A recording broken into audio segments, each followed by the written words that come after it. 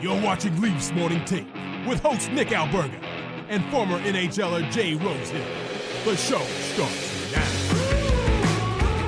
Tell you what, folks, does it ever bring a smile to my face to hear the Ottawa Senators talk about learning lessons after a Game 2 loss? The Leafs lead the Battle of Ontario 2-0. Game 3, Thursday night, Canadian Tire Center in Ottawa. It's Nick Alberga, Jay Rosehill, the Wednesday edition of Leafs Morning Take presented by Bet365. Rosie, how are we feeling on this Wednesday, bud? We're feeling good. She was a little spicier than game one, but it's the playoffs, man. You get the job done, you reset and move on to the next. That's what they're doing, I imagine. 2-0's a good feeling against the Sens, man. We didn't know what to expect going to this series, but the boys look good, even though that wasn't their best performance that they could pull out of their bag last night. But all in all, 2-0. I'll take it all day. Always a win, my friend. And there's just so many things that are different, it seems, about this team. The main thing is the goaltending and the timeliness, and we're going to get into that. But the one standout from last night was the save on Nick Cousins. Or Dylan Cousins, excuse me. Late in the game, I said circle that save on X, and lo and behold, they end up winning that game in OT. But Anthony Stolarz, what a revelation. What a signing. I thought he was great last night again. He's just kind of always great, man. Like, he's been like this since the get-go. There was a little point in time where he was injured and we didn't see him too much. Joseph Woll kind of held down the fort during that. But I mean, we were talking about the form that he was in going into the playoffs, and we're like, guys, we have a goalie here that no one's really talking about. And I don't know if it's because he's never really been a starter. He hasn't had a ton of experience, not really even in the playoffs, but like, no one gave him his flowers. You're sitting there behind Bobber. Like, what else are you supposed to do? You could be one of the best in the world. You're still sitting behind Bobber most of the time, especially during that stretch. He's seen playoff hockey. He's seen guys, what they go through. He's gone all the way to the Stanley Cup. Like, he does have experience, just because it's not as being a starter. He's been fantastic. I don't know. It's just so refreshing to just rely on a guy back there. I know you don't want to do it too much, and they've been out shooting them a lot. I think a lot of like outside chance shots. I'm not putting a lot of stock into the shot clock this series so far, but he's just there all the time, and he's huge, and he's poised, and he's always in position. And he looks like he's ready for the shot. And he's never scrambling. He never seems worried. And then that leads to the other guys. They're never worried, and it's just a great feeling. Unbelievable feeling as the Maple Leafs grab a 2-0 series lead. I could not believe it. The first time since 2002. 2002. Think about it. We're in 2025, 23 years the last time Leafs led a series 2-0. It's crazy to even think about, Rosie. And I think that's what we talked about earlier. Like, in the past with the playoffs, this team's always been chasing. They've never even led a series. They're chasing. They're down. They're trying to get back in it. They're trying to get the series tied back up. They're trying to get it to a game 7. They're trying to force this and force that. They're always chasing. They're never in control. And I feel like they're very much in control a lot of the time throughout this season, but certainly in the playoffs so far, it's just 2 games. They got a long road ahead of them, but they're in control. And I don't think that's what they're used to in the playoffs. And it shows all the things we've talked about all year, and that includes Anthony Stolarz. The things they've put in place are paying dividends right now, and you can see it with obviously the 2-game lead. But when you're watching the game, it's like they seem like the big brothers out there. They don't seem like they're chasing like has always been the case. Preparation's a big word I would use to the first 2 games of this series, albeit game 1, the Leafs much better than game 2. The second stanza was a nightmare fuel, as Zach Phillips liked to put it. Our Super Chat charity partner this season is Sick Kids. Want to make sure that your question or comment gets on the show. Hit us up with a Super Chat. Proceeds from our Super Chat will go to Sick Kids, ranked the #1 research-intensive children's hospital in Canada and 3rd in the world. Now, Rosie, I got a bone to pick. With me? No, not with you. Don't worry. Okay. Business trip. This is what I call this. To Ottawa, the Maple Leafs up 2-0 in this series, have a chance to bury the division rival Ottawa Senators. So I'm in the press box last night, and what I normally do is I go around, talk to a lot of fellow media members, and just shoot the shit, get ready for the game. And I find out from multiple people that Joe Bowen and Jim Ralph will not be traveling on the road with the Toronto Maple Leafs. These are 2 legends in this market. You tune in on the radio. You've done it a billion times. I've done it a billion times. You hear Joe Bowen and Jim Ralph call the Maple Leafs games. They no longer travel, by the way. This is a post-pandemic thing. Well, I got news for you. It's 2025. I couldn't believe my ears and mind when I heard this from multiple people in the press box last night. We sit right below them in the press box. You can hear Joe Bowen's calls. It's just tremendous stuff. These guys are legends. I cannot believe it's Ottawa, man. Like, drive there. It is remarkable that these guys are not on the road with this team, and especially in a year where this team could make a legitimate run. Yeah, that's kind of surprising. I don't know what the story is. There's got to be some kind of a background story, or somebody in the executive branch is made that call. But like you say, they're kind of a staple. I remember them being on the airplane all the time. You'd go and shoot the shit with them and have a BS and talk about this or that. You'd see them in the hotels or at the dinner, and they're there, and their voices are iconic. You hear when you turn on the radio, you don't have to see who they are. You know who they are. And it's just odd that they're not coming.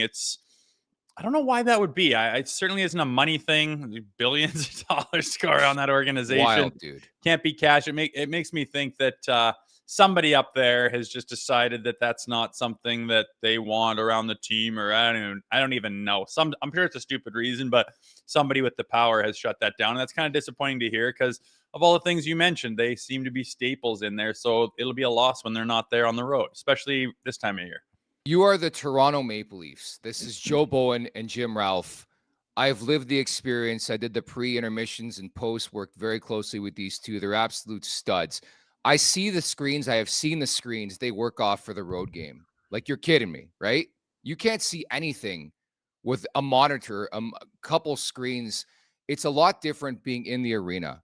And I just think it is so ludicrous for these two specifically, for this team specifically, not to be traveling for the Battle of Ontario, man. I had to get that off my chest. I couldn't believe it when I heard this last night. And two utter legends, great calls last night. I'm sure you stumbled across it on social media on a game-by-game basis. Joe Bowen had an impeccable call of the OT winner for Max Domi.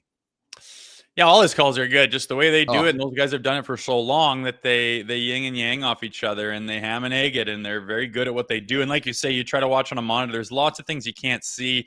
What happened behind the play? What happened after the whistle? What happened during the TV timeout? Who's sorting what out? You don't know. You don't get that stuff on the TV. So it's tough when a guy doing a job as important as those guys doing the call and the play-by-play and the color, how you wouldn't just put them in the building. How hard is that? You're the richest franchise in the world. Just let your media guys go on the road, especially during the playoffs. Annoying. I get why you're a little bit fizzled by it. Dude, you used to be on the Bird. I don't know how you go from these guys actually traveling with the team to now no longer even being with the team. Do they have any interaction with the team? It's crazy. But nevertheless, we still get their calls at Scotiabank Arena. They're there for the home games. It's mind-boggling. Anyways, with playoff hockey officially here, make sure to rep your favorite team and style this spring. Head on over to nationgear.ca. That's nationgear.ca right now to buy your very own Now We Go playoff tee. And credit to producer Vic for finding the tweet prior to the warm-ups last night at Scotiabank Arena. But the caption from Maple Leafs Twitter, "Now we go." Ho, ho, ho. What's with that? Now we go. Wow. Becoming a little bit of a label for the Toronto Maple Leafs and their fan base. And not even a credit to the boys? Well, I don't know if we deserve credit. I think a lot of people say "Now we go," but we got T-shirts that say "Now we go." Look at that swag. I thought we made it up. I'm sticking with that. We were the OGs of Now We Go, and we didn't trademark it, and we should have. Well, never. Yeah, it's pretty damn cool to see what we're growing and what we're doing. And was over at Greta Bar YYZ last night doing the pregame, postgame. You guys were tremendous. I know you hopped on. Zach, producer Vic, just making sure we get on air, doing their thing on air. Just a great team production. So lovely.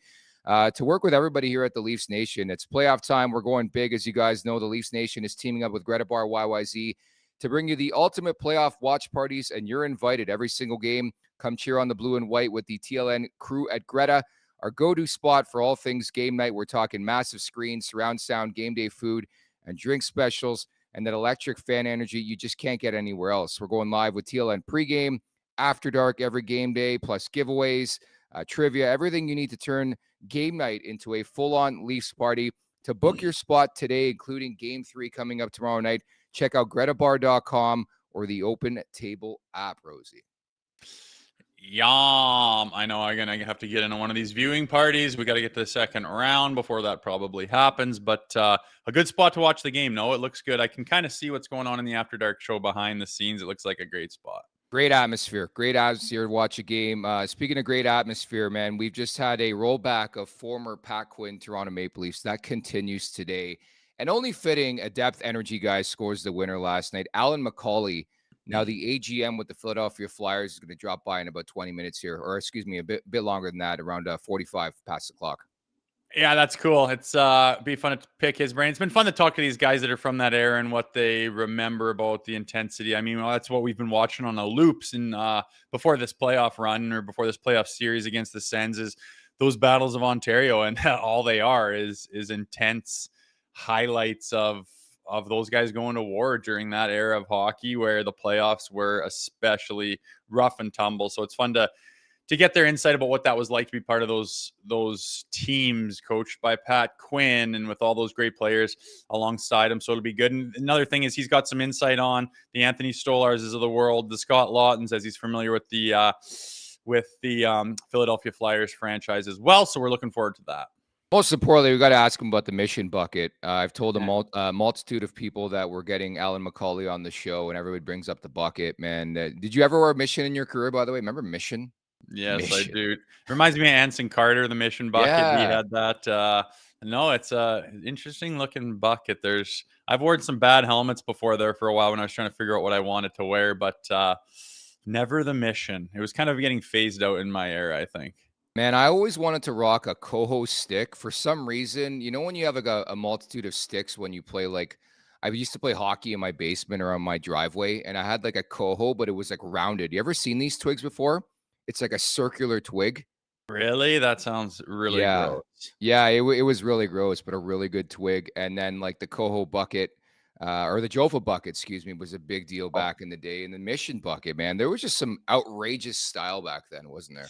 I don't know if you could wear the old Jofa, like the 80s Oilers. Like you basically couldn't play on that team if you didn't wear that Jofa bucket that had, I don't know, zero protection whatsoever. And you don't see him much anymore, but I would just wonder if a guy went to rock that thing, if it would even be legal anymore. You know what's wild watching the video from the old Battle of Ontario's? The refs didn't wear buckies, dude. Yeah, that's right. Like it's and you see, like we saw a ref get hurt the other night. I think it was in the Vegas, Minnesota game 1, something like that. And it just shows you how distant we are from like the early 2000s where, you know, we're just coming off like Mac T not wearing a bucket, you know, Scapinello not wearing a bucket. And now it's like things have changed. It is night and day here in 2025, I feel. I think last night an official had a neck guard on. Like they're going full tilt. It is funny to go back. I mean, I look back and for me to have no visor on, and now I think there's 2 guys left in the league that wear no visor. It's going to be a thing where you look back and you're like, how would you protect everything and not your face or your eyes? It'll look weird once nobody does it. When you look back, you're like, what the hell was with that? And same thing with wearing no helmet in general. Same thing with wearing the officials wear no helmet. It's kind of like, well, why didn't you just throw one on? And they're like, well, we're not even playing in the game. We don't need to. But it does look kind of silly. And I mean, you can go back to the goaltenders just protected everything except for their face. And you know that famous picture of Terry Sawchuk where his face has gone through a meat grinder. It's like, how many times do you have to get hit in the face with a puck being a goaltender before you're like, maybe I'll put some protection in front of that. It's been a while, but the time they always are a-changing. It is tough to comprehend how goalies didn't wear masks for all those years. Like it really is. I know the game was a lot different, the equipment a lot different, but we're talking puck on face, and that's why I use the word legendary to describe those netminders back in that day. Yeah, Jacques Plante was the first one to put one on, and I think they called him a pussy for doing it. But it seems like he's the only one who had a brain cells in his mind. But yeah, I didn't wear a visor either in the big league, and that's gonna look funny down the road, and I'll have to explain why. And it was just, I don't know, you just didn't. It was just a thing. You played a tough style of hockey. You didn't want to be punching each other's visors, so you didn't wear one. And even in the American League, my first year pro, you didn't have to wear one. I didn't, and it looks crazy to be a 20-year-old, no visor in that level of hockey. Like, why? And obviously, all those rules have changed. You won't see it anymore. And the old school part of me thinks that I can't stand that stuff. And then the new school part of me is like, well, why wouldn't you doughhead? So here or there, it's changing. And I know it's even a big story when guys don't wear buckets for warm-ups. I actually Yeah. think it's a fine if you don't wear buckets for warm-ups. I don't know. Don't quote me on that, but it's like it gets tweeted like, "Oh, so and so's not wearing a bucket in warm-ups." It's like back in the day, that was par for the course, wasn't it? Oh man, I like my first NHL game. I remember vividly going to the Saddle Dome to watch the Flames, and Theron Fleury was just rocking his longer hair and no bucket, and Joel Otto was blowing bubbles with the Bubba Bubba, and I was just like, that is the sickest thing I've ever seen. I want to play in a league one day where I don't have to wear a bucket for warm up. And my first professional game in the American Hockey League, I was like, okay, well, you don't have to wear it in pro. Like, I wonder if I can do it. And I was so naive. I didn't know about like veterans and first and this. And I went and asked Mitch Fritz. He was like a tough guy on our team who I knew well. I said, Fritzy, what's the story on the buckets? Like, when can you go no bucket? Can I wear no bucket? I've always wanted to wear no bucket. And he goes, you do whatever you want to do, man, to get ready for the game. I was like, okay. So I went no bucket my first game pro, and as a That's it. 20-year-old, and afterwards they were like, a couple of guys were like, I've never seen that before. Wow. I'm like, I asked you, pricks. But apparently I was the guy who didn't get it, rocking no bucket and warm up. But that was my lifelong dream, and I think that's super cool. I think it's team to team on whether they allow you to do it or not. And a lot of teams clamp down after Taylor Hall got like stepped on or something. It's Yeah. kind of annoying, and pucks are certainly flying around the glass and off the posts and crossbars. Guys can get dinged, but God, there's a lot of things that are kind of cool, I guess. Some people think are stupid, but I've always thought no bucket warm up was one of the greatest things about the game. Very National League for sure. And I remember covering Michael Del Zotto in junior hockey in the OHL, played for the London Knights. I covered the Knights, and the boys used to razz him all the time about how long it took to do his hair prior to the pregame skate, man. He would put product in there, make sure not a hair was out of place for warmies. You just never know. Never know who's going to be in the crowd, right? Did he go no Bucky in the O? I think so. I think so. I didn't know you This could is do like, that. yeah, this is like old school, man. Like, Oh, I'm yeah. pretty sure. I remember the guys used to get on him quite a bit because my buddy was the goalie on that team, and they get on him about doing his hair at the very least for warm-ups. They're like, that's Yeah, Deli. ridiculous. I played with him. I'm not surprised. Yeah. Legendary stories about Michael Del Zotto. One day we're going to get him on this podcast for sure. At the Leafs Nation 401 on YouTube. Hit that like button, hit that subscribe button. Leafs Morning Take, wherever you find your podcast. Make sure to leave us a 5-star review. And don't forget to visit theleafsnation.com. Let's jump into this thing, man. A 3-2 OT win. Max Domi, hometown hero. I could only wonder how many times he envisioned that as a kid, scoring the OT winner for the Toronto Maple Leafs in the Stanley Cup playoffs, but it came to fruition last night, Rosie. Yeah, it was pretty big. Again, I think I tweeted out, this is the first time in my life I've ever wished the NHL Stanley Cup playoffs were 3-on-3 because I think they had a lot of success in it this season. But 5-on-5, they took advantage of a bad play, and honestly, as nice as that was for Domi, that's on the Sens right there. That's just an ugly play, 2 or 3 of them all in a row, basically by the same guy. And some people are saying need to have a save there or whatever. You can break that down till the cows come home. At the end of the day, Max Domi jumped on an opportunity, capitalized, got the job done, and I imagine that barn erupted. Am I wrong? You were there. You said it's buzzing. I don't think the mics pick up anything good enough with the Sportsnet feed. I wish they would fix it because I see the highlights and the even people's phones, and the place is electric. Yet it still to this playoff series, people are giving the Leafs fans crap for not being loud enough, but I digress. I think that building is unbelievable, and I can imagine the roof was blowing off of it. Huge goal for Domi because he wasn't really going in this series, to be honest with you. That's going to be a huge boost. Sometimes it takes something like that to really spark something, and he's a guy that could be one of those bottom 6 type guys that really contributes in a series, whether it's physically or getting on the score sheet with a big one like that. It's nice to see guys going.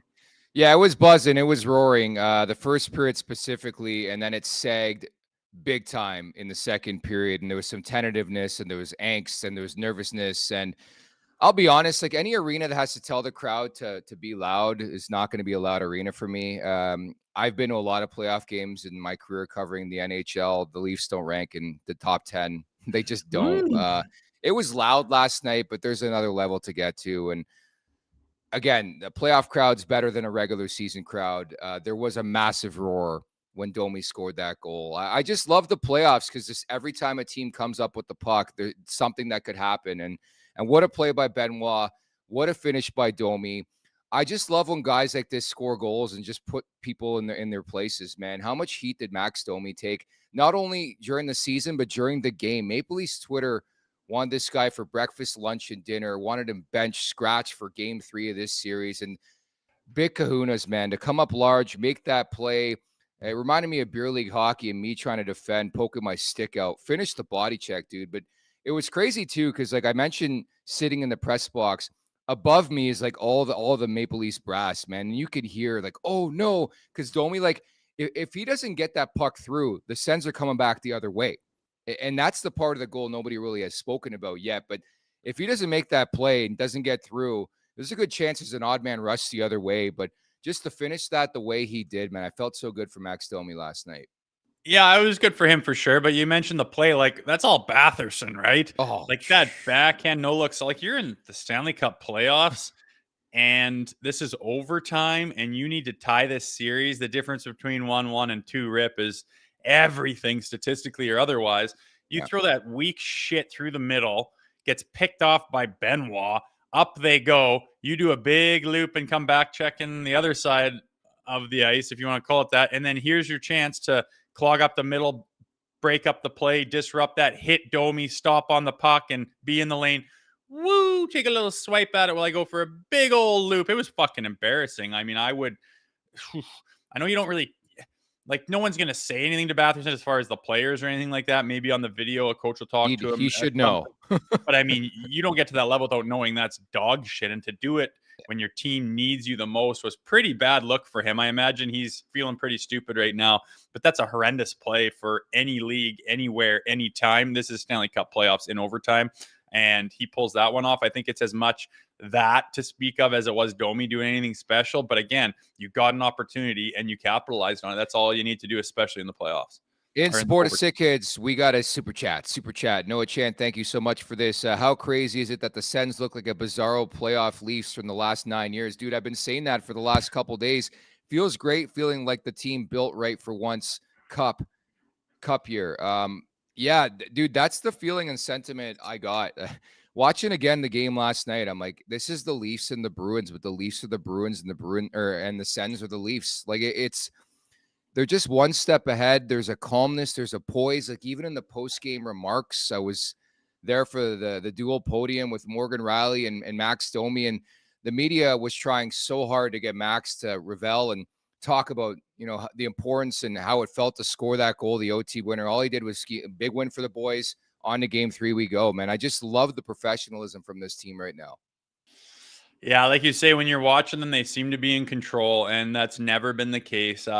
With so much hope and so much hurt that's happened in this fan base, that's kind of what you're doing. You're hoping you don't hurt again, and you don't really feel all that confident in what they're doing, and they seem to kind of abandon their systems. And used to Sheldon Keefe putting the lines in an absolute blender, like right in the middle of a playoff game. It's just not conducive to having confidence and being in control out there. And that's what we've seen for quite a while in the postseason from this group. And I agree. It's 2 games. It's the Ottawa Senators. I'm not, turning it into something that's not, but from what I've seen so far, even though last night was like their C game, they're in control the whole time and they don't seem to ever be slipping. And even when Ottawa grabs momentum or scores a goal or gets it to overtime, there just seems to be that poise that I don't think this team has traditionally had in the playoffs. And it's a great sign.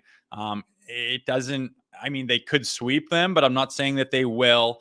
They could lose a game. And if they do, I think they'll rebound quite nicely. Again, they just seem to have their ducks in a row. They know who they are. And I think they have confidence in themselves, which is a new thing for this group in the postseason. It's weird to see, I'll be honest about it. At the Leafs Nation 401, hit that like button, hit that subscribe button. 26 saves for Anthony Stolarz. And I beg to wonder if we're seeing the beginning of an Anthony Stolarz Conn Smythe run. Like, I was just on TSN radio in Montreal earlier this morning, and they asked me about Stolarz and just his recent hot play. I'm like, this is not recent. This is Anthony Stolarz from Florida. This is Anthony Stolarz from the regular season. I can count on one hand how many shitty goals this guy's led in the entire season. Like, he has just been such a revelation. I think team defense isn't being spoken about enough. They blocked 32 shots last night. But the timeliness of the saves is what stands out for me. Like in prior iterations of this team, you're just not getting those saves on Cousins with like 3 minutes left. You're just not. And you put this all together, and that's why this team is up 2-0 in this series, Rosie. 100%. Like again, like go grab any one of those saves, and that's a goal on Ilya Samsonov. Like, God damn it. Well, we were about to go into overtime, but we lost 3-2 because of that one. We really could have kicked that one out. I think the team would have probably been able to get it done in overtime. Nope. Now the series is 1-1. They didn't win 6-2 in game one. They won 3-2 or 5-4. And it was kind of a touch and go one. And everyone's saying, well, you can't score 5 goals every night. So you need, and it's just a different story with just a little bit different goaltending. But yeah, he puts them in a position to win every single night. And he doesn't let softy ones in. Again, you can count on one hand how many bad performances he's had, as you mentioned. It's literally everything. And I mean, I don't want to start talking Conn Smythe or anything. I was keeping my eye on that Florida series, and it's like, oh God, the Florida Sandbaggers. They're at like it's just ridiculous. Oh, they activate him for game one. Like, what great timing. It's like, get out of here with that. 2 goals for Matthew Tkachuk right away. Unbelievable. It's unbelievable. So again, we got to take care of business here with the Ottawa Senators, but there's no easy road. We'll see what happens in that series, but I mean, you're going to need a hell of a big goaltending performance if you are able to get up against someone like the Florida Panthers in the second round. Obviously, it could be the Tampa Bay Lightning, but you're going to have good opponents down the road if you want to go on a little bit of a run, and you're going to need an Anthony Stolarz in your corner. So it's damn good they have one if they plan on going deep. Yeah, I don't want to look ahead either. I'm focused on the Ottawa Senators right now, but it wasn't the time or place I felt in the Anthony Stolarz scrum, but I really, really wanted to ask him if he had watched or heard about the Belfour interview, man, because we asked Eddie the Eagle on Monday, what would you do if Ridley Grigg did that to you? And he's like, I'd blocker him in the face. And we saw a massive response from Anthony Stolarz last night, just giving Ridley Grigg the business, and Sens Nation, surprise, surprise, are pissed off about this. Well, fuck you. Yeah, they sure are. I mean, my question is, where were you going at the end there? Where are you going? You just, let's just say none of the pushing or shoving even happened. Like, where are you skating to there, Ridley, at the end when he buries you on your back like you're a child? Yeah, he deserved. Everyone's like, where's the penalty? Where's the penalty? Well, he got a penalty for it. You just didn't get a power play. You got more power plays than the Leafs did, and they're still bitching about the refereeing. It's unbelievable. But hey, that Ridley Grigg is a rat. He's a diver. He purposely ran into Anthony Stolarz. Like, for what reason is that? Well, maybe he'll tear his knee when I do that, or pull his groin, and then he's out of the series, and then my team can win. Like, that's the only reason you pile into a goalie in the playoffs on purpose, right? He didn't blow an edge. They didn't blow him in there. He embellished it. Oh, whoopsie, I slipped. So you're going to eat the lumber, and the refs know this, and they let him get away with a couple, and then they got to put their hand up. It's getting a little out of control, but they understand what the deal is. Yeah, they could have given a power play for all those whacks. I'm glad they didn't, and they're bitching about everything, man. I can't keep up with what the Ottawa Senators fans are bitching about on X. It's kind of incredible. It's a more toxic environment than Leafs Nation even is. It's more like they are. I don't know if it's just the demographic of people in Ottawa or what it is, but they seem like absolute pansies there. It's kind of tough to watch as they just melt down and have this crazy yo-yos of emotions that they can't contain. And this is coming from a guy that's on Leafs Twitter most of the time. So it was pretty interesting to see. And of course they had a problem with it, but I love it, Stoley. Like, you're going to send a message to this guy who's wreaking havoc on your team, or trying to at least. I would take 2 minutes for that all day long, lay the lumber to him, make him hurt, make him say, okay, I'm not going to, especially because he didn't get a penalty. He didn't draw anything for his team. Now he's going to be like, all right, maybe I won't get so close to this guy. But the part that made me laugh was him coming back at the end. Like, you're going to skate right through the middle of the crease behind Stoley's shoulders. Like, and then he acts surprised that he got bumped into. Like, what an idiot. I love seeing it because Stoley fed him his absolute lunch. Unsurprisingly, Craig Berube, when asked post-game about it, he had no problem with the penalty. It's old school hockey. It's Eddie Belfour hockey, but I don't mind when a goalie sticks up for themselves. And I credit the officials in that sort of aspect where they let him get a couple shots in. But you're right. It calculated shit by Ridley Grigg. It's not the first time he's pulled some stunt like this, and I had no issues with it. I did have issue with the officiating, man. I expected it to go the other way, and that's exactly what happened. You know how many power plays the Maple Leafs got last night? 1, after getting 6 in game 1 of this series. Like, find a middle ground, because I just felt like they let a lot go, both sides. But unsurprisingly, the Ottawa Senators got 3 power plays in the game. The Maple Leafs got 1. It's funny how that works out, isn't it? Yeah, I don't know. I don't like to bitch about it. I mean, just, I don't know. Maybe like, you ever think that some days the other team is taking more liberties and True. takes more penalties? Then it's going to be lopsided. It's not crazy. And the next game, they could tighten that up, and the other team might. Like, that's possible too.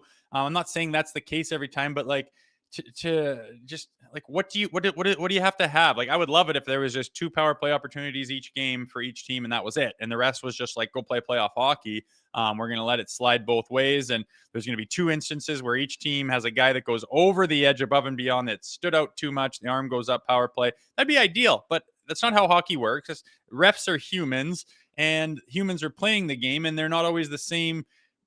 They don't always play the game the same way. So some nights a team's going to take more penalties. Like, I just don't care. They're going to get it wrong. Yes, if it's outrageously lopsided, but every single game with any 2 teams playing, one side thinks there's a goddamn literal conspiracy coming from the top of the National Hockey League against their random fucking there's a conspiracy against the Blue Jackets. Like, it's pathetic. There's not anything. It's hockey. They're human. It's going to go this way one day and that way the other, just like this series has. We got a whole bunch in the first game because they were inexperienced, ran around with their heads cut off, tried to run the Leafs out of the building thinking they were soft. Well, you prayed it to the penalty box. That's what usually happens when you do that with a young and experienced team. And then yesterday it kind of swung the other way a little bit, but it's only 2-1. Like, whoop-de-doo. I'm done with talking about the refs. They're going to get it right most of the time. Sometimes they won't. You don't need to lose your shit over it.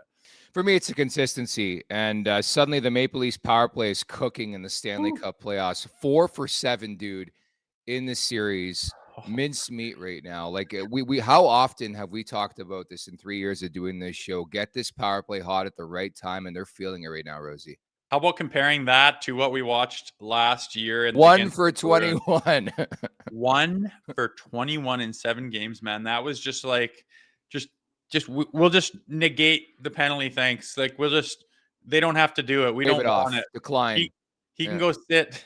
He can go sit for 2 minutes, but just put another guy out there. We don't want it. It destroys the momentum. The guys are getting more frustrated by the 2-minute opportunity. It was pathetic. And I mean, they had it seems like a more considerable amount of time than maybe it was, but at the beginning of the year, they were dog shit. Like, they could not enter the zone. They were absolutely winging it. They were making it up as they went. They didn't seem like they even had a plan. And we're looking over at like Savard and some of them. We're going, is this real life? Like, what are we watching? This is so unacceptable with this amount of talent on the ice. And then they just sorted it out and went on this run where they were unstoppable and where we're licking our lips, and where other teams are like, oh, we're screwed when they take a penalty because of how potent the Leafs power play is. And they've been like that this series. It is exactly the polar opposite feeling that we had in that Boston series where they couldn't score a damn thing and they had a lot of opportunities. So it's a great sign, man, that if you have a potent power play in the playoffs and a hot goaltender, I mean, that's a recipe for winning a bunch of games. Yeah, it is. And one thing I've really noticed that has turned in the second half, and a lot of credit to Mark Savard, who runs the power play, but it's the power play and the face-offs. Like, face-offs matter.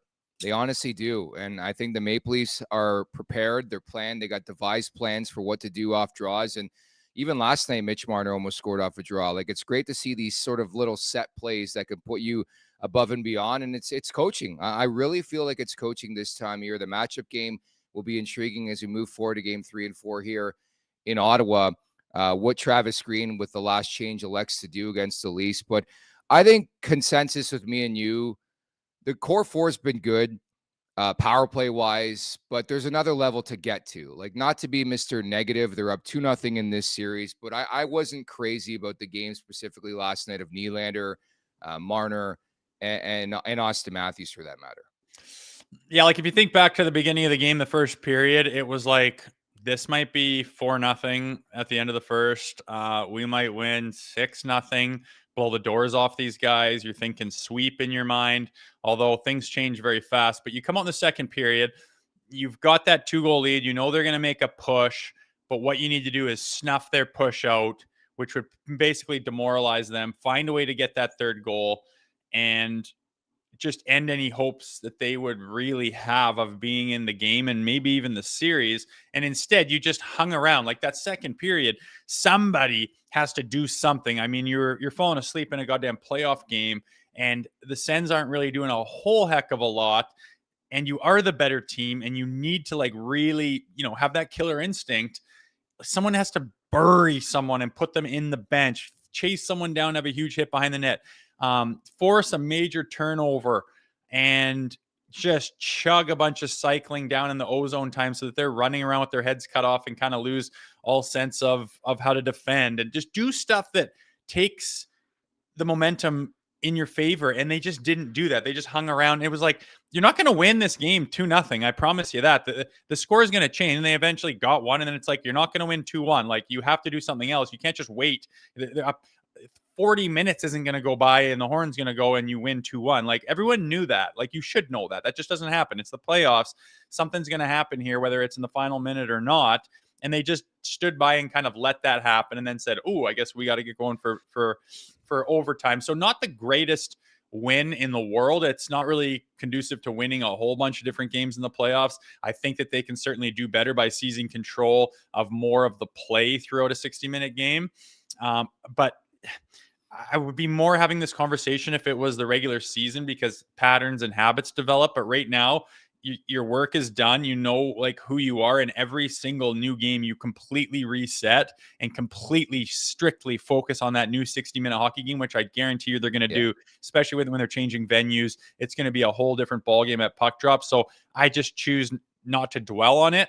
I almost look at it as a positive, in the sense that was about their C game. It was 40 to 50 minutes of pretty average hockey, and you're up 2-0 in the series and got the win. That kind of tells me they got a lot of good stuff going on. Yeah, a lot of good jujube and obviously confidence with this team, and it helps. The big reason is Anthony Stolarz. Andrew Tony, thank you so much for the super chat in support of Sick Kids. Who was Leafs MVP last night? For me, it's easy. It's Anthony Stolarz, man. The last 10 starts for Stoli, the goalie. 10-0-0, 1.48, 9.47, 3 shutouts, dude. That is Vezina stuff right there. Yeesh. Yeah, I mean, he's the clear. I mean, usually I think the goal, I don't know what the stat is, but the goaltender is winning the. Maybe it's not. Maybe like the superstar sometimes gets the Conn Smythe and all that, but like the core four, like, I don't want one particular guy. Like, I don't need Matthews to go and like win every game. Like, try to do what McDavid and Draisaitl do. Like, you're getting it from Matthews, you're getting it from Marner, you're getting it from Tavares, you're getting it from Nylander, you're getting it from Nyes.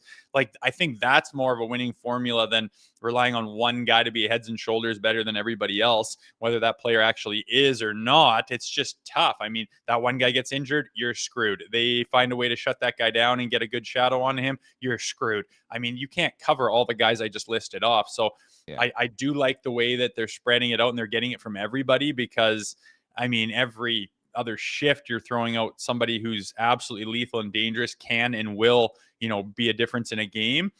But like you mentioned to start the game, I do think those guys could elevate. I do think Nylander's got more. I think Matthews has more. I think Marner can elevate more. Like that second period we're talking about, one of those guys can go and just do something brilliant. And it's like, oh my God, 3-0. Did you see that? And he's like, yeah, we're not going to fucking sleep here. We're taking care of business. You need a little bit more of that. And if they want to go deep, they're going to have to get some of that. But I think they're in a position to do it. Look, now's where that killer instinct, I think, comes in. You're up 2-0 in this series. And not to be misleading, I understand the core four is combined for 14 points in the first 2 games. I think you'll take that. If I were to ask you before the series, you'd be like, yeah, let's do that. But a lot of power play stuff, which is obviously an aspect of the game. But 5-on-5, they need to be better. And the matchup game is going to be my focus in game 3 of this series. Do we see Tkachuk against Matthews, or do we see the Tkachuk line against the Tavares line? There's a lot of moving parts, but that's sort of my takeaway is, yeah, they're up 2-0 in this series, but there's certainly another level for those 3 guys I mentioned, which I think is a positive. The fact that you've won the first 2 games, you're getting the goaltending. Defensively, you've been pretty good. Depth scoring, dude, that's so huge. Like, Riley's got 2 goals now, OEL, Max Domi. it just makes this team that much more difficult, I think, to beat when they're getting guys who are not the core four scoring. And, I guess the Fantastic Five with Matthew Nyes too, like it's just a really, really good development, feeling good about this team right now. Yeah, it is. And like I said, I think that you need to reset every single game. So I think Craig Berube, being the good coach that he is, he needs to set them down and say, okay, listen, we need more. We need you to dig deep. Like, this isn't like you don't coast your way into finishing this series. They're going to throw everything they have. It's their last gasp of breath, being in their home fan and their home building with their home routine. They're going to throw a lot at you. Like, you have to go and put together as close to a 60-minute performance as you possibly can. Like those grindy times throughout the second period of last night, like 5-on-5, Matthews or one of these guys has to do something dynamic. You got to find a way to penetrate, find a way to beat them, find a way to get ice, to get lanes, to get scoring chances, to score, and to do things that keep that momentum going. You can't just yawn, hang back, and wait for your power play. It's nice that you're getting the goals on the power play and you're capitalizing. Trust me, it's amazing. It's been the difference in the series. But you can't play like you did last night every single game and make a deep run. You can't. And I think that message hopefully will be relayed to them. And like I've said before, they're going to reset every single game. And hopefully they reset with that mentality of got to be better. You got to take a deep breath, ice down your wounds or whatever. And you're never going to feel 100%, but you have to reset, put the hammer down for 60 every single game. And now they start in Ottawa's barn on Thursday. Rosie, I'll tell you, we're halfway to having to apologize to producer Vic for a spicy hot take that we poo-pooed royally last week. It's time now for the crispy hot take of the day, presented by Ninja Crispy 4-in-1 portable glass air fryer. Meet the first of its kind, the Ninja Crispy portable cooking system. The power of a full-sized air fryer in the palm of your hand, so you can cook big or small batches. Just prep it, crisp it, serve it, and store it all in one. It is an all-in-one system that includes 4-quart, 6-cup Tupperware glass containers and 2 storage lids. The Ninja Crispy is thermal shock resistant and can go from frozen to crispy in minutes. With the Crispy Power Pod, you get the power of a full-sized air fryer in the palm of your hands. The 4-quart container fits 4 pounds of chicken or veggies. Cook a personal-sized meal in 7 minutes in the 6-cup container. Max crisp, bake, air fry, and re-crisp with the Ninja Crispy. You can prep, cook, and store anything from crispy favorites to one-dish meals. Visit their website in the link in the show description and stay tuned for your chance to win a free Ninja Crispy. Another hot take today, Rosie. You ready for it? Yes, sir. Hit me with this producer Vic hot take. He has been on fire. He really, really has. And today, producer Vic is saying this is his hot take. Linus Ullmark is cooked and won't win a game in this series, Rosie. How do you feel about that? I like these hot takes, baby. He certainly. I just remember Ullmark, him and Swayman switch hitting and being really bloody good, like winning a Vezina. Did he not win a Vezina? Ullmark did. Good Lord, like not even that long ago. It's 2 years ago. And his playoff numbers, I mean, again, my apologies for not being on it a little harder, but you look at their numbers in the playoffs and I'm like, Jesus, really? I didn't realize that he did kind of have a history of struggling in the playoffs. And I don't know how much you can put on him this series so far in the first 2 games, but I mean, he certainly hasn't stolen anything from them. He may want a couple of them back. I'm sure they could have used a save on a few of them 100%. Is he cooked? Do you say that on camera? I wouldn't be surprised if we get more of the same from him. I would be surprised if he elevated and like stole a game. I don't think he feels it right now. I don't think he's feeling his best. It looks like he's kind of out of sorts. So I would expect more of the same. Do I call that him being cooked? Tough one. What is your take on it? Is he cooked or what? I think we're just going to get more of the save. Call that what you want. More of the same. Yeah, you're just scared to say he's cooked. I get it. I understand it. You don't want to get radioed. You don't want to, bulletin board material. But the numbers are the numbers, dude. 4.39 in the series, 800. Now 3-8-0 and 11 career decisions in the Stanley Cup playoffs. 3.73, 875 save percentage. He's cooked. Pretty decent sample size, right? Yeah, he seems pretty cooked, man. And it's tough to flip that now switch. We cooked. Now we cooked. Maybe he's cooked. Again, I think we're going to get more of the same. So call that what you want. I'd be very surprised if, maybe do they hook him if he has a bad outing on Thursday? then you're really cooked. So it's tough, man. He's not playing his best. Maybe he's cooked. Tell you what, dude, that start to that game, it was hair raising. They again, the fourth line with Lawton and Yarncroke, like Lorentz, they found something here. And I just want the Leafs to bottle up what they did in the first 10 minutes of that period, dude. Ottawa had no answer. These guys were all over. The Tavares line was on fire. They were coming in waves. Like, it's, I don't know what's happened, dude. The switch has flipped. We get to the Stanley Cup playoffs, and certainly you look at the body of work, and I know the regular season does not matter, but they've won 7 straight games and 11 of the last 12. They've been doing a lot of winning lately, Rosie. Yeah, remember like the first couple shifts there? Nyzie's coming on the left wing. Oh, Someone tries to step up on him. He goes straight through and makes the guy do a cartwheel like they're playing a he was father-son great last night, I freaking game, felt. and the little Pee-wee goes freaking spinning off his shoulder, gets into the corner, mucking, grinding, puck protection, retrieves the puck, gets it out front to Mitch, who's absolutely all alone. Allmark doesn't even know where his crease is.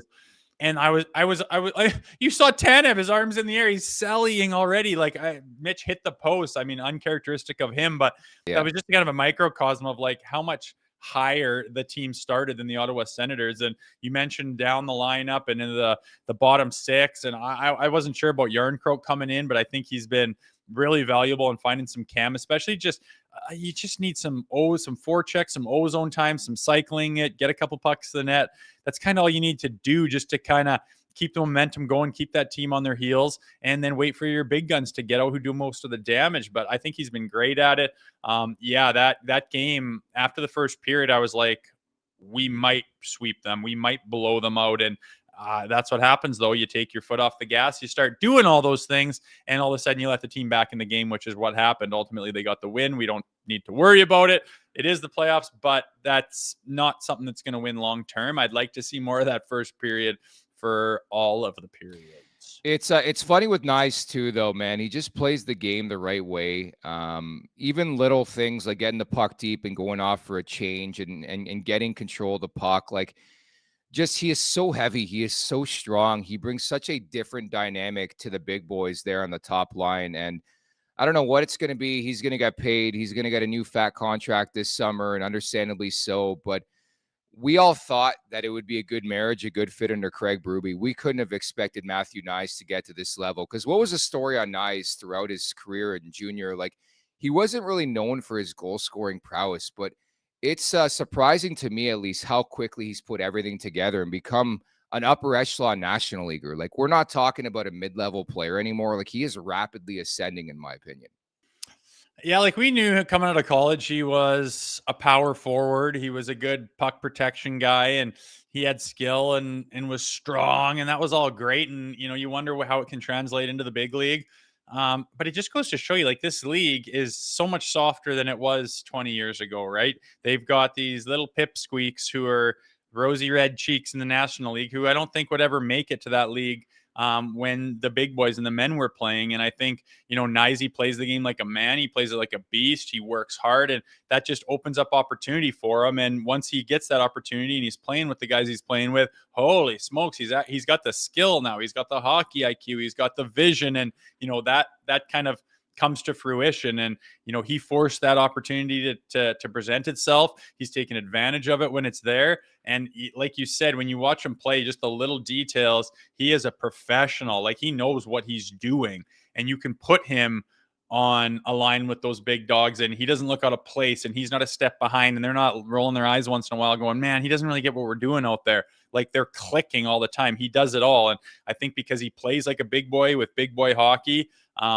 you get more opportunity, you get more room, you get less guys willing to go into those corners with you. They try to do it a different way, and good luck. Nyzee comes up with the puck. I think lesson to anyone out there, you want to play a little bit heavy and a little bit big and a little bit hard. It's only going to benefit you out there, especially in that league as it's getting softer and smaller.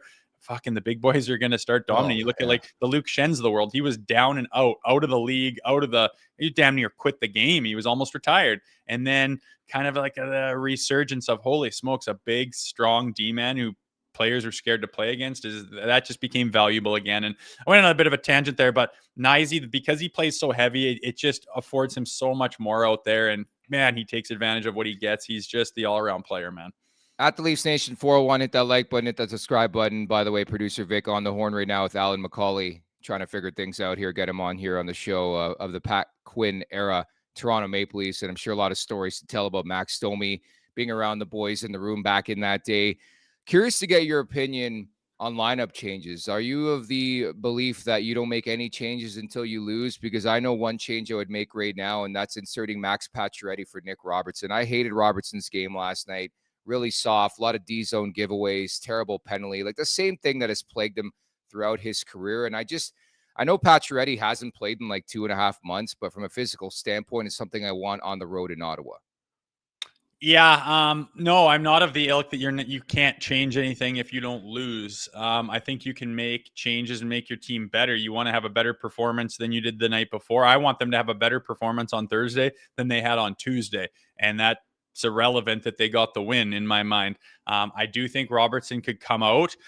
I'm on board with the Pacioretty thing. People keep talking about that he hasn't played in so long, so it's just unfathomable that you put him on. Every single athlete has months and months and months off every summer, and then you come out and you gotta perform again. Whether that's, I understand that Stanley Cup playoffs are different than the preseason, but Pacioretty hadn't played in a long bloody time, and when he came out on that PTO, he looked goddamn good, and he was playing with the big boys, and he got on the score sheet. Like, it's not crazy to think that he could not do that just because he hasn't played in a couple months. So I kind of lean towards him.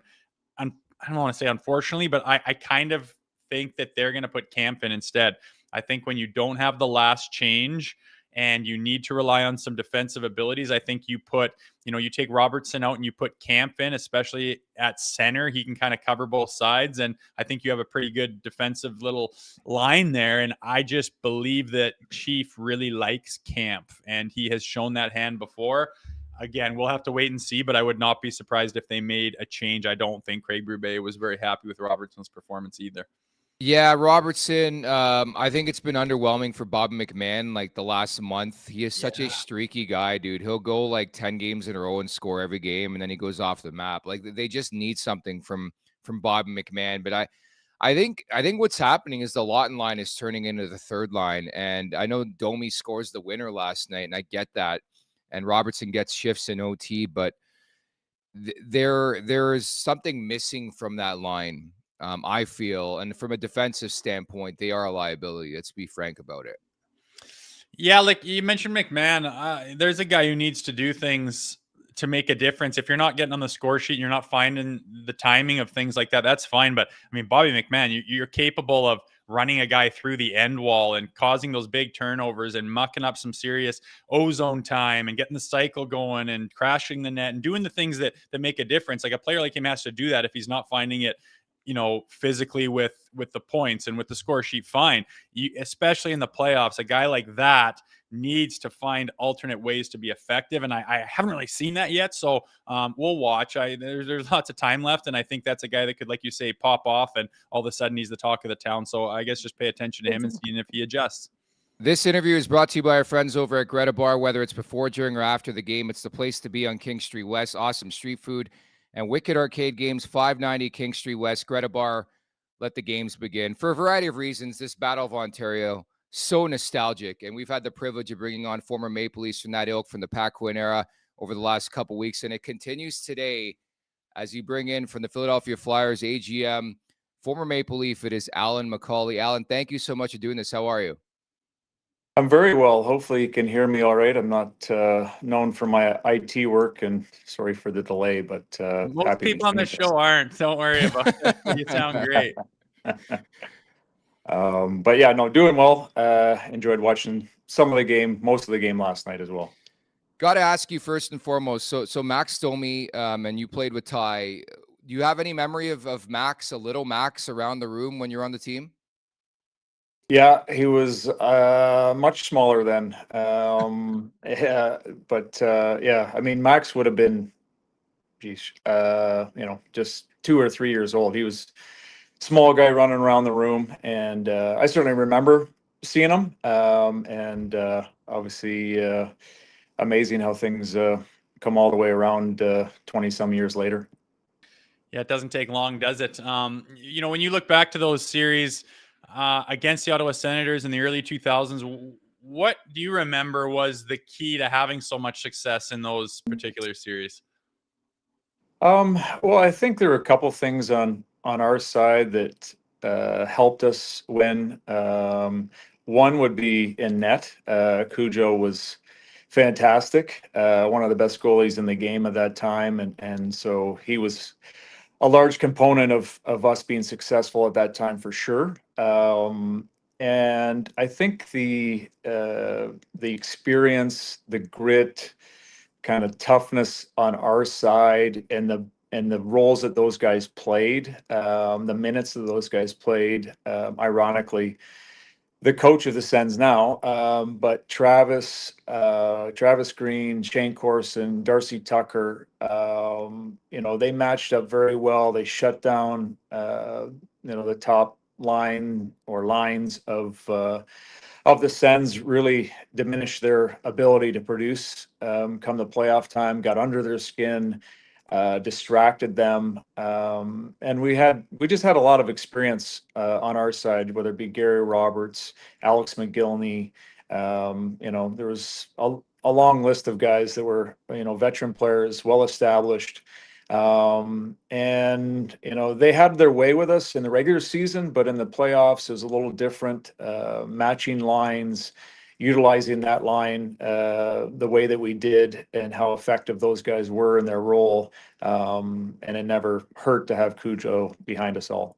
It's funny because that seems to be playing out again here, Alan. The fact that Ottawa went 3-0 against the Maple Leafs in the regular season, Anthony Stolarz has been such a brilliant story. But what went through your mind? I'm sure a lot of memories when we found out there was going to be a Battle of Ontario, the 5th installment here in the Stanley Cup playoffs.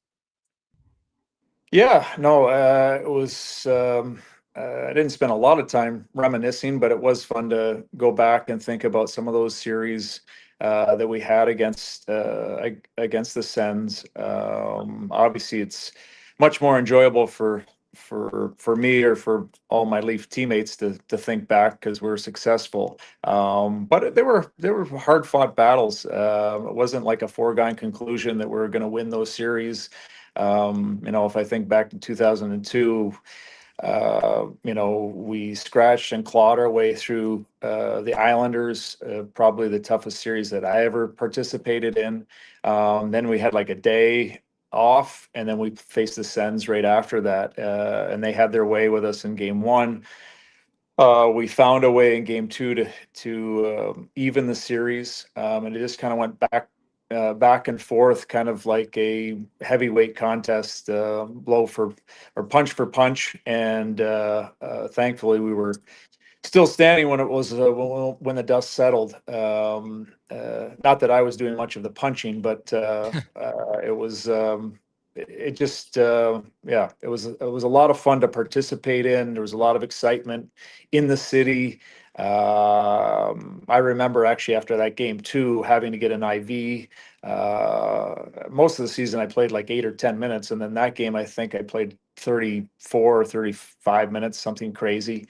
It was quite a turnaround from the regular season for me, in many regards, but in particular with ice time and coming out of the ACC at that point, high-fiving people in their cars and stuff like that. It was a lot of fun to be a part of, period.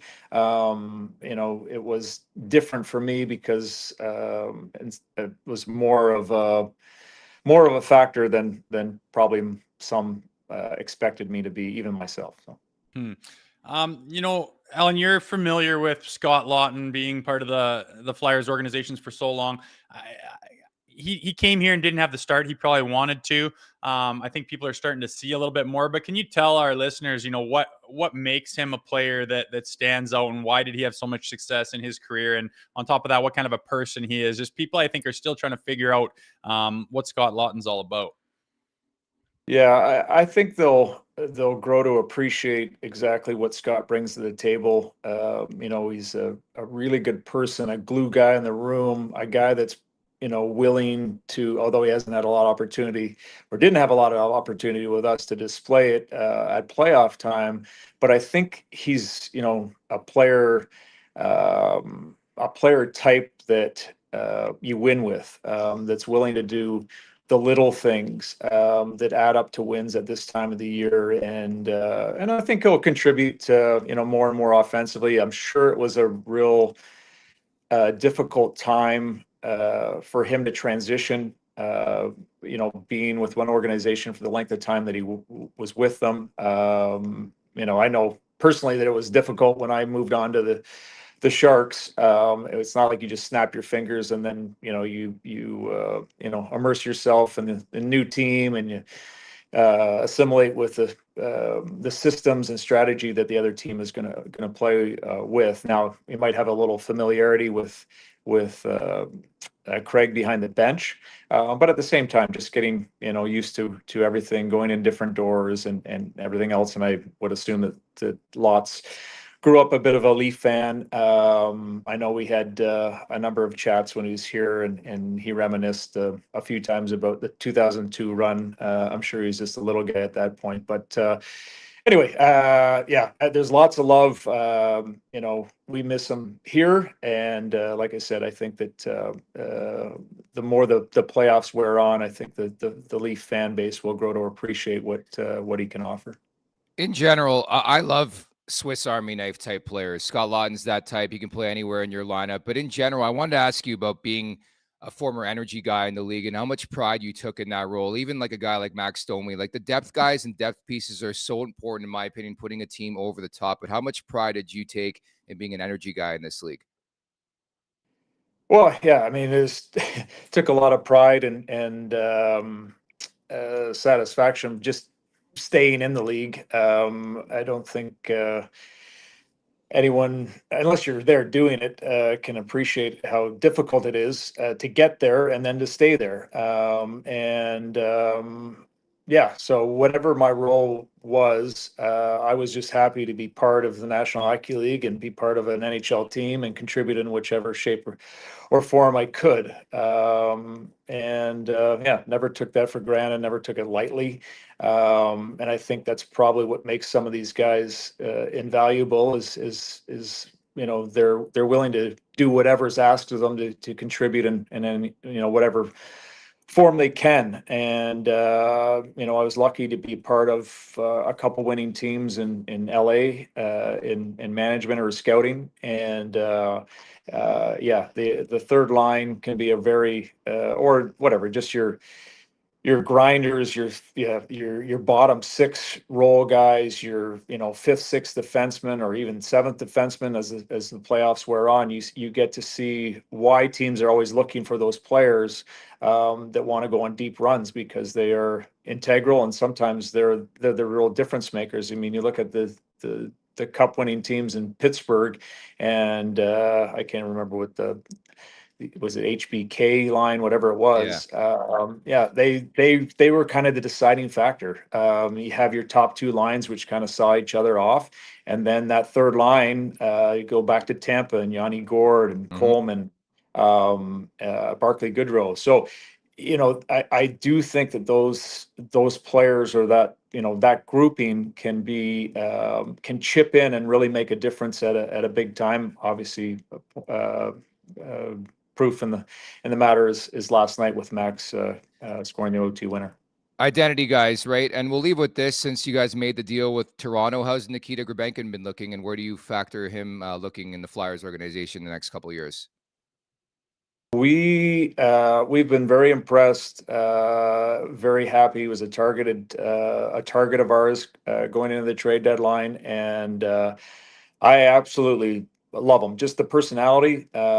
He's got things to work on and improve upon, but the attitude and energy that he brings on a daily basis, with his teeth all knocked out and everything else, I just love everything about him, and I think he's got a bright future with us moving forward. Throwback. We loved him here. We loved you as well, Alan. Thank you so much for doing this. Really, really appreciate it. We'll talk soon. Okay. Absolutely. Thanks, guys. Appreciate Anytime. That is former Maple Leaf Alan McCauley, man. I got memories of him. Like those guys, like that team. We talked about leadership, man, earlier this week, how many different leaders they had in that room. And I put McCauley on that list as well. Yeah, you rattled off the roster. Oh, You just start to laugh, saying like, I know. Are you kidding me with these guys?" And I think the Leafs had a couple of teams like that where you just cannot believe the names that are on there. And yeah, some of them were kind of on the back nine of their careers, but man, you'd think the Leafs would find a way to have gotten it done at some point in time during one of those eras. But yeah, a lot of great players to come off those rosters. And like you said, leadership was huge, probably some of the reason they had some success. But again, there's only one team that can go the entire distance and get the job done. And nobody in Toronto's been able to do it in a long time. And I think that's why there's so much excitement when they have a good team as they do this year. Man, it's funny. Before the show, we were talking about, I think it was Zach Phillips's buddy was commenting on your hair. Your hair is now a big topic of conversation in the chat right now. BNG writing suave hair, Rosie. Robert Smith, yup, I wish I had Rosehill's hair. So people liking the flow here, bud. Oh, the flow. There's some grease in it. I could probably use a little wash, but life goes on. Thanks, everybody. I'm glad I'm not bald like my brother. That's true. Yeah, I've met your brother, and he is bald. That is very true. But I got to give credit to producer Vic. We're having some issues. Called Alan, got him sorted. And my mistake, producer Vic brought up, we didn't talk about the bucket. That was my whole angle for the fucking interview was the bucket. Yikes. But there is the Alan McCauley bucket on your screen right there. That was something else, Rose. Poof the Maya. I remember Bauer had like a concussion-proof helmet at one point that I think Lindros would wear, that 5,000 or something. And I don't know if that was kind of admission's answer to that, but Lordy, she was kind of ugly. I don't know if they threw a couple bucks at you in McCauley's position there, where, like you say, he was kind of one of the grinder players. I'm sure they would have taken a nice endorsement check from the Mission people, regardless of what their helmet looked like. John Gallagher writes in, I wish I had hair. Crit Command, I like this one. Rosie's hair is what killed Patrick Swayze out of jealousy. Oh, boys, I'm getting red here. This guy's blushing on screen here. I am a little bit, aren't I? Well, shit. Thanks, folks. Everyone's in a good mood today. It is a nice place to be in Leafs Nation when things are going well. First 2-goal lead we've had in a couple of decades. As sad as it is to say, people are pretty happy this morning. Want to get in on the action for Stanley Cup playoffs at Bet365? They got you. From game props, player props, totals, and the money line, you can even bet on futures like series winners, conference champions, the Stanley Cup champions, and much, much more. Whatever your bet is, it's never ordinary at Bet365. Download the app and get in on the game. An official partner of the Stanley Cup playoffs. Must be 19 or older, Ontario only. Please play responsibly. If you or someone you know has a gambling problem, visit ConnexOntario.ca. Any bets specifically you're looking at tonight, Rosie? I'm looking at the Oilers to get on the board. They're plus money. Think it was I'm McDavid and Draisaitl can take over a game all on their own. If they lose tonight, it's over. Basically, right? They need this one, and with the two best players in the world and them to be highly touted to be the Cup champs all year long, which drove me nuts. But I mean, unless Skinner absolutely craps his pants again, I think the Oilers will take a 1-1 series tie after tonight, and they're plus money on that. So I got the Oil tonight. Yeah, I'm going to play the Oil. I played McDavid over 1.5 in game one. I got to do it again. The guy, that was a top 5 moment in his career, weirdly enough. Like, imagine scoring that many goals and getting 4 points, and then just the barf sandwich that followed that and ensued is just, it's wild to me. But I'm going to Oilers too. I know it's at plus money. I think they respond. And that's a big story in that series, Rosie, is Los Angeles on home ice is an absolute juggernaut. But that's going to do it for today's edition and episode. I should mention as well, I'm headed to Ottawa later on today. I'm going to be at Canadian Tire Center Thursday, Friday, and a special Saturday edition, the Leafs Morning Take coming your way as well ahead of Game 4 of the series. Carter Hutton's going to be by on Saturday's show, but you're going to do the next two. And I'm going to be at the CTC, so boots on the ground in Canada. Now we go, Rosie. Love it. Pretty excited for that. We will see you when you get there. I will be here Thursday and Friday, and we will tee up tomorrow's game. They're coming hot and heavy nowadays. I hope we're getting used to it because I plan on doing this for some time now. I cannot wait. As you know, we got a bunch of stickers. I brought a bunch of the Nation Vacation in Nashville. I'm just going to plop these things all over Canada and Ottawa. Fucking take that, man. Love it. Love where we're at. It's 2-0 Maple Leafs in this series. Thank you to Alan McCauley for dropping by today at the Leafs Nation 401. Hit that like button, hit that subscribe button. Leafs Morning Take wherever you find your podcast. Make sure to leave us a 5-star review. And don't forget to visit theleafsnation.com. Thank you once again to producer Vic. For Jay Rosehill, I'm Nick Alberga. Talk tomorrow from Ottawa. Take care, everybody. Make sure to check out more of our content right here on the Leafs Nation YouTube page. We got long-form interviews, we got clips, we got epic rants by Jay Rosehill. We simply have it all. And don't forget, you can find out much more at theleafsnation.com. Thanks so much for watching.